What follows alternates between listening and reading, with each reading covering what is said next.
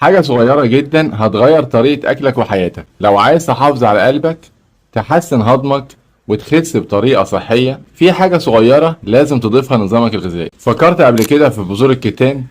لو لأ، في الفيديو ده هتكتشف ليه لازم تبدأ تستخدمها من النهاردة. أنا محمد أبو شنب، أخصائي تغذية علاجية ورياضية، وهنكمل مع بعض رحلة صحية هتغير حياتك. دلوقتي خليني أقولك على بذور الكتان وكل الفوائد المدهشة اللي هتستفيد بيها. أولا، بذور الكتان كانت موجودة من آلاف السنين وأصلها في أوروبا وآسيا. النهاردة أكبر الدول بتزرعها زي كندا والهند وأمريكا. أنت ممكن تلاقي بذور الكتان في مراكز الأغذية الصحية وعند العطارين أو حتى في السوبر ماركتات الكبيرة، وكمان متوفرة أونلاين بأسعار كويس، وفي منها نوعين، بني وذهبي. تعال ما أقولك على بعض الفوائد بتاعتها. واحد، غنية بالألياف اللي بتساعد على تحسين الهضم وتنظيم حركة الأمعاء. يعني لو عندك مشاكل في القولون أو الإمساك، بذور الكتان هتبقى حل رائع ليك. وكمان بتحسسك بالشبع، ودي حاجة مهمة جدا لو كنت عامل دايت. اتنين، أوميجا 3 مش بس موجودة في السمك.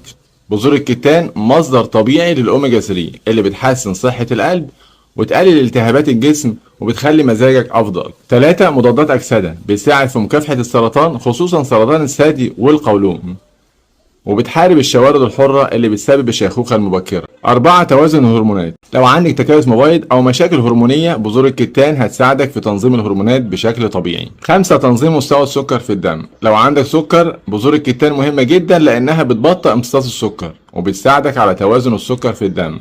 ستة، خفض الكوليسترول. بتساعد على تقليل الكوليسترول الضار LDL وتحسين الكوليسترول الجيد اللي هو HDL، وده بيحافظ على صحة قلبك.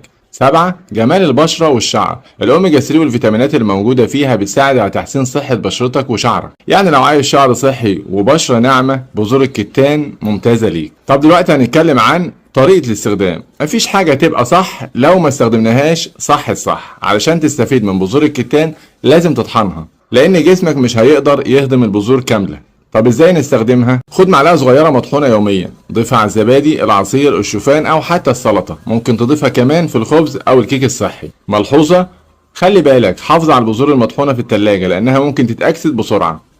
اشرب ميه كفايه لما تستخدم بذور الكتان عشان الالياف بتشتغل صح وما يسببلكش مشاكل في الهضم. طب مين اللي مش لازم ياخد بذور الكتان؟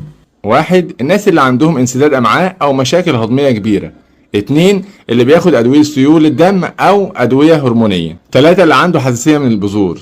واي حد يجربها اول مرة يفضل يبدأ بكميات صغيرة ويشوف اذا كان جسمه هيقبلها ولا لا. ودلوقتي دورك، هل جربت بذور الكتان قبل كده؟ وازاي كنت بتستخدمها؟ مستني تعليقك وتجربتك. لو محتاج وصفات اكتر او استفسارات، انا هنا علشان اساعدك. ما تنساش تعمل لايك عشان تفضل متابع كل جديد من محمد ابو شنب. دمتم بصحة.